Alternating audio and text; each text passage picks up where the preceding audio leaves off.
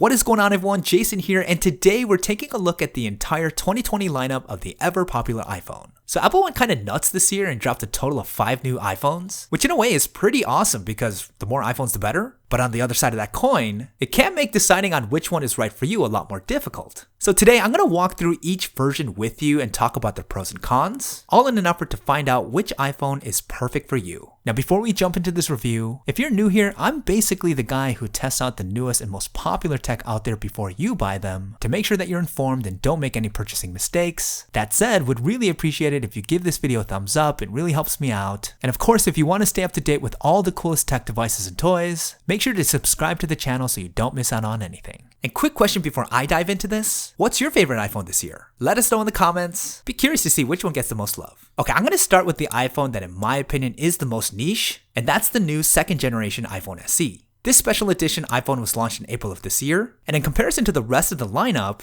it's quite different. And I think the best way to characterize the new SE is to call it a Frankenstein iPhone, essentially an amalgamation of various components Apple had on hand. So for instance, the SE is using the exact same body, frame, and display that was used for the iPhone 8, a phone that was debuted in 2017, which ultimately makes the SE look incredibly dated for 2020 standards. It's a compact device that has the jarring forehead and chin, and a tiny 4.7-inch sub 1080p LCD display. Now frankly, there's no getting around the aged look of this phone, but there's definitely a lot more that meets the eye with the new SE. For example, inside it's equipped with the A13 Bionic processor, making this tiny device extremely powerful, and it could take photos almost at the same level as the iPhone 11 and 11 Pro, which is pretty incredible. Now some notable things it doesn't have. Number one, it only has one camera on the back, so no zoom or ultra-wide options. It can't take advantage of Apple's night mode, and the SE is not capable of taking advantage of a 5G connection. Now at the end of the day, to me, this is the most niche iPhone this year, mainly because it's going to cater to a very small population. One, it's going to be the perfect phone for those iPhone 6, iPhone 6s diehard loyalists. You know who you are. That like the smaller form factor, have an unhealthy dependence on the home button and Touch ID, and despise the newer iPhone aesthetic. If that's you, you're going to find the new SE ultra familiar, and you could rest assured this will likely last you a long time if you wanted to. But keep one major thing in mind, the battery on the new SE is pretty small, so if you're a power user, this phone is not the best option for you. Now the second group this phone is really going to appeal to is the hardcore value shoppers. The new iPhone SE only costs $399, and if you really think about it, you're getting a ton for that price. You're getting a premium aluminum and glass design, an IP67 dust and water resistance certification, wireless charging, one of the fastest processors in the market, and an extremely capable set of cameras for both still image photography and 4K video. So it might look like an old package, but trust me, the iPhone SE is an incredibly capable device that no doubt provides undeniably good value. If you find yourself in either of those categories, you can join the cult following that swears by this phone, and you won't be disappointed.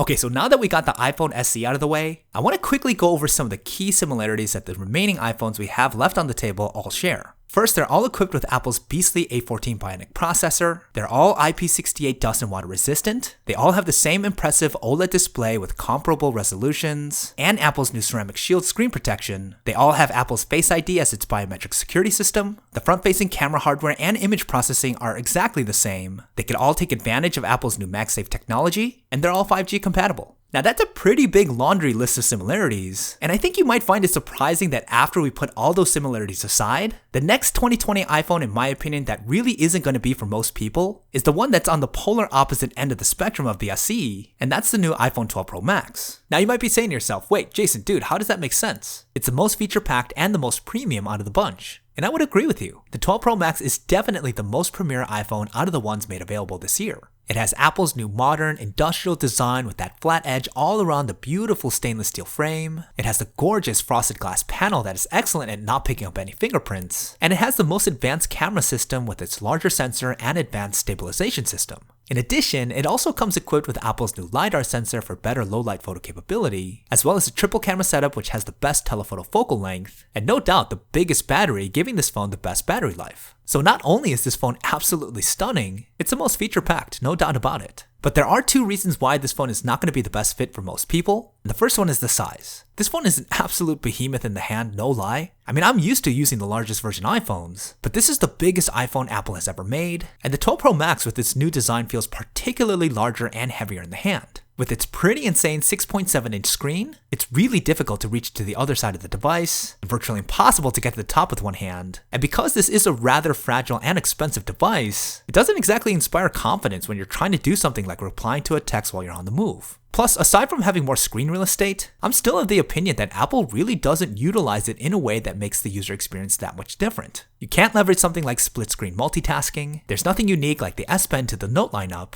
and frankly, it's rather disappointing that this top of the line Pro iPhone with the biggest battery and screen lacks a high refresh rate. Having a ProMotion 120Hz display would have been nice to have on the 12 Pro Max as a clear differentiator to the other models, and it's disappointing that we don't have one. Plus, the components Apple has set in place to really set this phone apart, mainly the larger camera sensor and stabilization upgrades, really doesn't make that much of a noticeable difference at all. I mean, you may notice some better performance in low light photos if you really punch in and look carefully, but not anything close to being a night and day difference between the other iPhone 12s. So all this leads me to the second reason why this particular iPhone isn't going to be the best fit for most, and that's the price. This phone starts at a whopping $1,099 US, making it the most expensive out of the 2020 lineup, and with only the incremental, barely noticeable user experience differences, this is probably the option that has the lowest value proposition. Now that's not to say that it's not a fantastic phone, and if you're a bona fide power user who needs more storage, that huge screen and battery for heavy gaming and content consumption, you're gonna love the 12 Pro Max. But if you are minding your budget and you're not the biggest fan of carrying around a tablet-like phone, there's definitely better options out there, and one of them is the new iPhone 12 mini. This device is probably the most unique iPhone Apple has made in a while, and before we even jump into why this phone is interesting, let's address the elephant in the room. Dude, this phone is tiny. In fact, from a dimension standpoint, it's smaller than the 2020 iPhone SE, and considering that most smartphones have been following this bigger is better trend, it's a bit of a trip to have a phone this small again. And look, I'll be hat in hand in saying that for a lot of folks, the size alone is going to make this a no-go for them, especially for those who are coming from larger devices. But with this compact size, you get a phone that's ultra portable that you can comfortably operate with one hand, and Apple took no shortcuts in terms of overall quality. You get the same outstanding aluminum frame with the beautifully integrated glass back, and most importantly, you get the high quality edge-to-edge OLED display that helps provide a more immersive user experience. Now you're not going to get a telephoto camera or a LiDAR sensor on this phone, two features I feel most people are not going to care about, especially considering that the photo and video quality overall are going to be virtually the same as the more advanced iPhones. The only major possible area of concern is going to be the battery life. Full transparency, I haven't had a lot of time with the Mini yet, so I'm going to see how the battery life holds up, but it's clearly the smallest out of the bunch, which means that it's not going to be the best if you're a power user. But other than that, the 12 mini is an extremely capable phone that could do 95% of what the Pro and the Pro Max could do, and the main reason why I feel this phone is going to be more appealing to consumers is the price. It starts at $699, which is a much more reasonable price point for most consumers, and it's the cheapest way to get an iPhone that's equipped with most of Apple's newest technology. The 12 mini is going to be great if you prefer a phone that's more compact and easy to carry around, and if you're wanting Apple's latest and greatest features in the areas that count without breaking the bank. Now if you got bigger hands and you use your phone a lot, the regular iPhone 12 is probably going to be a better fit. I feel like Apple really nailed it with this size. It's by far my favorite out of all the iPhones launched this year. It's slightly smaller than last year's iPhone 11, which makes navigating around apps a bit easier to do, especially because the phone is a lot more comfortable in the hand with the flat edges around the frame. And even though it may be smaller than last year's model, the display size is actually the same.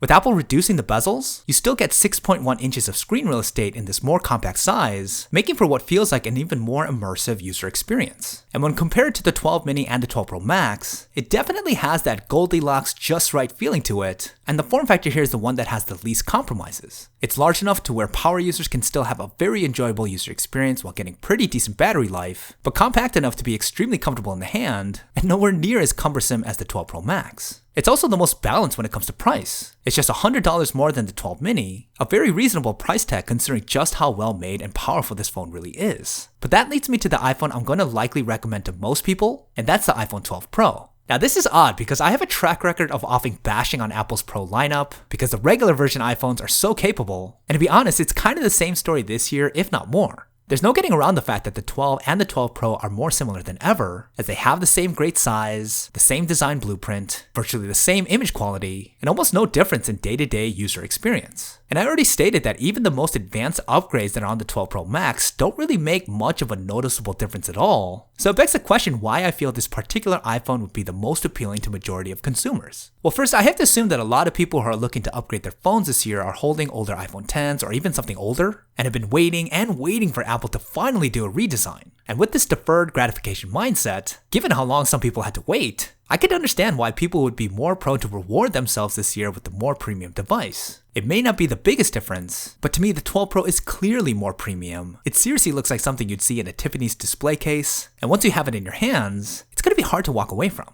Plus, and I've talked about this at length in other videos, so if I'm beating a dead horse here, I do apologize, but the $999 price tag isn't too unreasonable if you have certain needs. It's important to keep in mind that if you're looking to get a factory unlocked iPhone 12, the base model price tag will adjust to $829. More importantly, the base model only comes with 64GB of internal storage, which is really small going into 2021. Now, if you were to upgrade the 12 to 128GB of storage and you go factory unlocked, your new total for your iPhone 12 comes out to $879. At that point, I would say most would justify throwing in a little bit more and going for the base model 12 Pro, which has no additional charge to go factory unlocked and comes standard with 128GB of internal storage. To me, in that scenario, it's a small amount to pay for the extras that come with the Pro, especially if this upgrade is a long time coming. Okay, that's about it for this comprehensive 2020 iPhone comparison. Don't forget to leave me a thumbs up if you guys find it useful. Again, I'd really appreciate it. Check out some of these dedicated reviews on the 12 and the 12 Pro. Leave any questions or thoughts that you have in the comments, and I'll see you guys in the next one.